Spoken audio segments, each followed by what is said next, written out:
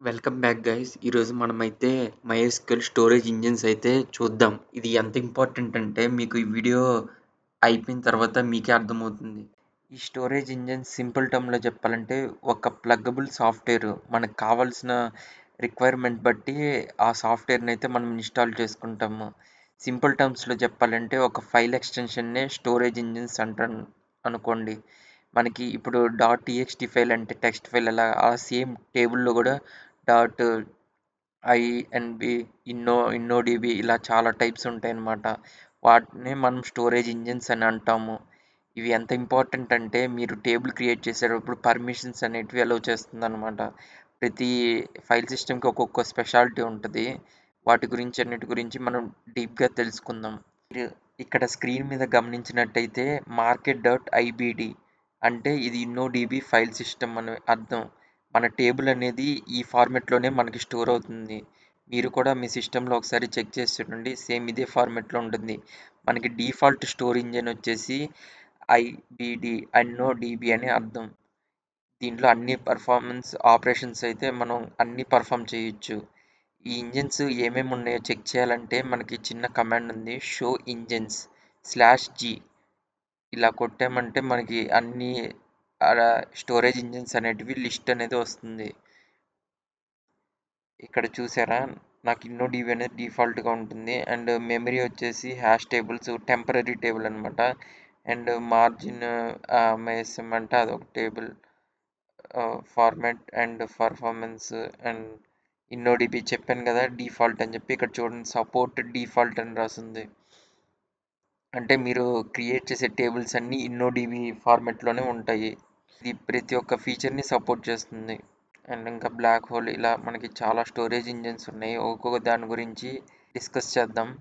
మనము ఇప్పుడు మన టేబుల్ని అయితే మనం అక్కడ చెక్ చేసాం కదా, సేమ్ అలాగే మన వర్క్ బెంచ్లో ఎలా చెక్ చేయాలంటే టేబుల్ మీద పోయాక ఇక్కడ ఐ సింబల్ ఉంటుంది. దీన్ని క్లిక్ చేశారంటే అక్కడ మన టేబుల్కి సంబంధించిన ఇన్ఫర్మేషన్ వస్తుంది. ఏ ఇంజిన్ యూస్ చేసాం, దాంట్లో ఎన్ని కాలమ్స్ కౌంట్ ఉంది, టేబుల్ కౌంట్ ఎంత, ఇలా ప్రతి ఒక్క డీటెయిల్ దాన్ని తీసుకున్న స్టోరేజ్ కూడా మీకు అక్కడ చూపిస్తుంది. ఓకే, నేను ఇక్కడ షో టేబుల్ స్టేటస్ అని కొట్టాను. ఇక్కడ కొడితే నాకు ఇక్కడ కూడా చూపిస్తుంది చూడండి. నాకు ఉన్నది ఒకటే టేబుల్ మార్కెట్. ఆ మార్కెట్ వచ్చేసి ఇన్నో డివి ఇంజిన్లో ఉందని అర్థం ఇక్కడ. అండ్ దాని ఒక వర్షను, దాంట్లో ఎన్ని rows, count of rows, length, ఎంత స్టోరేజ్ ఆక్యుపై చేసుకుంది నా డిస్క్లో ఇలా. అండ్ ఫస్ట్ అయితే ఇన్నోడిబి డిస్కస్ చేద్దాం. ఇన్నోడిబి అనేది మీరు నార్మల్గా టేబుల్స్ క్రియేట్ చేసేటప్పుడు ఇన్నోడిబిలోనే క్రియేట్ చేస్తారు. ఇది ప్రతి ఒక్కటి సపోర్ట్ చేస్తుంది. ఫారిన్కి constraints, row level locking, crash recovery, ప్రతి ప్రతి ఫీచర్ని సపోర్ట్ చేస్తుంది. ట్రాన్సాక్షన్ సపోర్ట్ చేస్తుంది, సేవ్ పాయింట్, ఇలా ప్రతి ఒక్కటి మనకి ఇన్నోడిబిలో అనేది వర్క్ అవుతుంది. అందుకే మనకి ఇన్నోడిబి అనేది డిఫాల్ట్ డేటాబేస్గా చేశారు. ఈ ఇన్నోడిబిని మనం క్రియేట్ చేయాలనుకుంటే ఇంజిన్ ఈజ్ ఈక్వల్ టు ఇన్నోడిబి అని సింపుల్గా డిక్లేర్ చేయొచ్చు. కాకపోతే మనకు అసలు అవసరం లేదు, ఎందుకంటే డిఫాల్ట్గానే ఉంటుంది కాబట్టి మనకి ఇంజిన్ ఈజ్ ఈక్వల్ టు ఇన్నోడిబి అని పెట్టాల్సిన అవసరం లేదు. బట్ ఒకసారి పెడదాం, మీకు చూపిస్తాను. ఇన్నోడిబితో నేను టేబుల్ని అయితే క్రియేట్ చేశాను. ఇక్కడ మీరు చూసుకోవచ్చు ఎక్స్టెన్షన్ .ibd అంటే ఇన్నోడిబి ఇంజిన్తో క్రియేట్ చేసిన ఒక టేబుల్ అని. ఇప్పుడు నేనైతే ఈ టేబుల్ డిలీట్ చేసేసాను. డిలీట్ చేసి నార్మల్ రెగ్యులర్గా మనం టేబుల్ క్రియేట్ చేస్తే అలా క్రియేట్ చేశాను.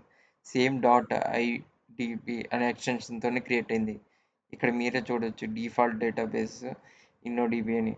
అండ్ మీకైతే ఇక్కడ రాశారు చూడండి, సపోర్ట్ ట్రాన్సాక్షన్, రో level locking, foreign keys and transactions, save point, ఇలా ప్రతి ఒక్కటి సపోర్ట్ చేస్తుంది. అండ్ నెక్స్ట్ వచ్చేసి MyISM. ఇదేంటంటే నాన్ ట్రాన్సిబుల్ టేబుల్స్ని సపోర్ట్ చేస్తుంది. అండ్ మనకైతే స్పీడ్గా డేటాని యాక్సెస్ చేయొచ్చు. ప్లస్ మనకి త్వరగా read and right operations and full text searching కూడా సపోర్ట్ చేస్తుంది. దీంట్లో ఒక డిసడ్వాంటేజ్ ఏంటంటే మనకి 16 కాలమ్స్ అనేటివి స్టోర్ అవుతాయి పర్ ఇండెక్స్కి. అండ్ మనము ఈ MyISM టేబుల్ని క్రియేట్ చేయాలంటే engine is equal to MyISM అని డిక్లేర్ చేస్తే సరిపోతుంది. ఇక్కడ చూసుకోవచ్చు మీకు 3 ఫైల్స్ అనేటివి క్రియేట్ అవుతాయి. ఒకటి ఇండెక్స్ ఫైల్, ఒకటి డేటా ఫైల్, ఒకటి నార్మల్ STI ఫైల్ అనమాట. మొత్తం MyISM టేబుల్ ఫార్మాట్ ఇది. ఇప్పుడు నేనైతే మీకు కొన్ని వాల్యూస్ ఇన్సర్ట్ చేసి చూపిస్తాను ఆ టేబుల్లోకి.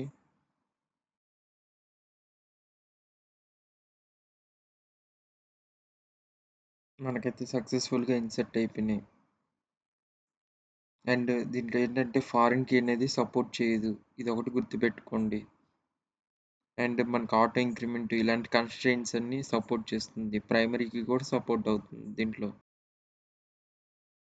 అండ్ నెక్స్ట్ బ్లాక్ హోల్ గురించి డిస్కస్ చేద్దాం.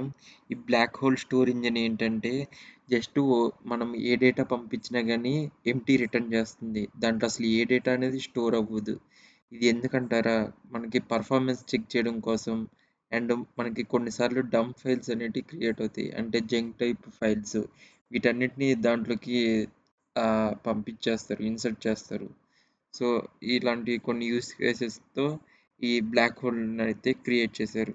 ఈ బ్లాక్ హోల్‌ని డిక్లేర్ చేయాలంటే engine is equal to black hole query లాస్ట్‌లో డిక్లేర్ చేయాలి.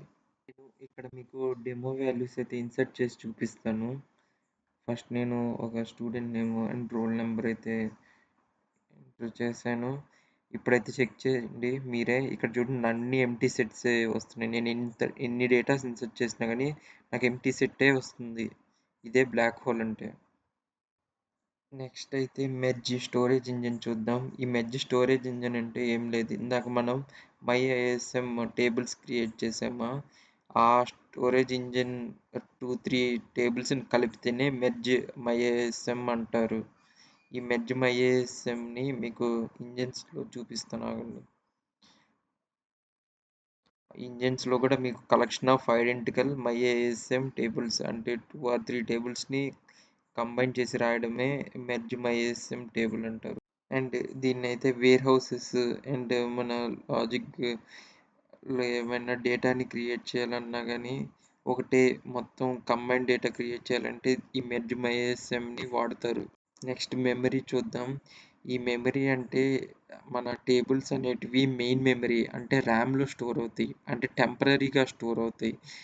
జస్ట్ మీరు ఎంతసేపయితే MySQL సర్వర్‌తో కనెక్ట్‌లో ఉంటారో అప్పటి వరకు మీకు టేబుల్స్ అనేటివి చూపిస్తుంది. ఎప్పుడైతే డిస్కనెక్ట్ అయిపోతారో దెన్ మీ టేబుల్స్ అనేటివి కూడా ఆటోమేటిక్‌గా డిలీట్ అయిపోతాయి. మళ్ళీ ఫ్రెష్‌గా మొత్తం క్రియేట్ చేయాలి ఫస్ట్ నుంచి. అండ్ ఇదేంటంటే మనకి కొద్దిగా ఫాస్ట్‌గా ఉంటుంది. ఎందుకంటే మెయిన్ మెమరీ కదా!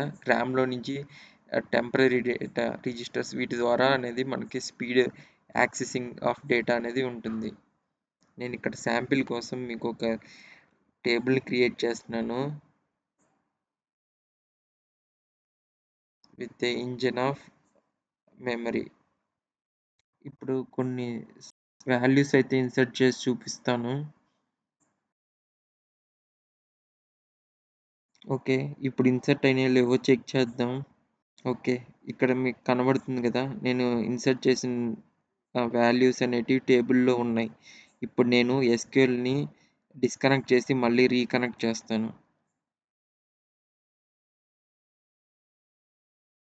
ఓకే. రీస్టార్ట్ అయింది. ఇప్పుడు ఒకసారి కనెక్ట్ చేస్తాను. ఓకే. నాకు మార్కెట్ డేటాబేస్ అనేది కనెక్ట్ అయింది. ఆహ్, ఇప్పుడు నేను క్రియేట్ చేసిన టేబుల్ నేమ్ అనేది కాలేజ్. ఇప్పుడు ఆ కాలేజ్‌లో నేను మీకు వాల్యూస్ చూపిస్తాను. Select star from college. ఇక్కడ చూసారా మీకు ఎంప్టీ సెట్. చెప్పాను కదా!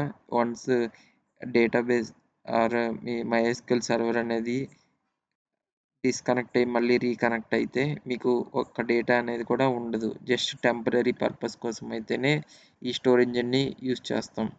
అండ్ నెక్స్ట్ స్టోరేజ్ ఇంజిన్ వచ్చేసరికి ఆర్కైవ్.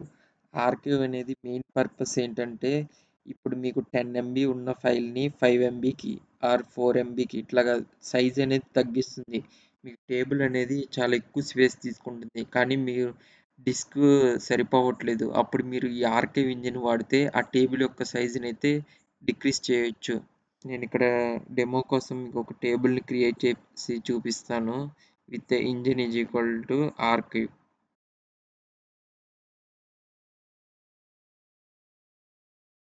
ఓకే. నాకైతే సక్సెస్‌ఫుల్‌గా క్రియేట్ అయింది ఆర్కైవ్‌తో. నేనిప్పుడు ఇంకొక నార్మల్ టేబుల్ క్రియేట్ చేస్తాను. ఆర్కైవ్ టేబుల్ వచ్చేసి కాలేజ్ 1. నార్మల్ టేబుల్ వచ్చేసి కాలేజ్ 2. రెండిట్లో సేమ్ డేటాని అయితే ఇన్సర్ట్ చేస్తాను. మీరే చూడండి స్టోరేజ్ ఎంత డిఫరెన్స్ తేడా ఉంటుందో. కాలేజ్ 1లో నేనైతే 2 డేటాస్ అనేటివి ఇన్సర్ట్ చేశాను. కాలేజ్ 2లో కూడా సేమ్ డేటాని ఇన్సర్ట్ చేస్తాను. ఓకే, ఇప్పుడు ఒకసారి ఫైల్స్కి వెళ్ళి చూద్దాం. మీరు ఇక్కడ చూసినట్టయితే కాలేజ్ 1 డాట్ ఆర్కైవ్, ఏఆర్జెడ్ అంటే ఆర్కైవ్ అని, అండ్ కాలేజ్ 2 అయితే నార్మల్గా క్రియేట్ చేసాం కాబట్టి ఐబిడి. ఇక్కడ చూసుకోవచ్చు మీరు స్టోరేజ్ ఆర్కైవ్తో క్రియేట్ చేసి 1 KB, అదే నేను నార్మల్గా క్రియేట్ చేసింది 112 KB. ఎంత స్టోరేజ్ డిఫరెన్స్ ఉందో మీరే గమనించండి. మళ్ళీ ఆ రెండిట్లో ఉండేది ఒకటే డేటా.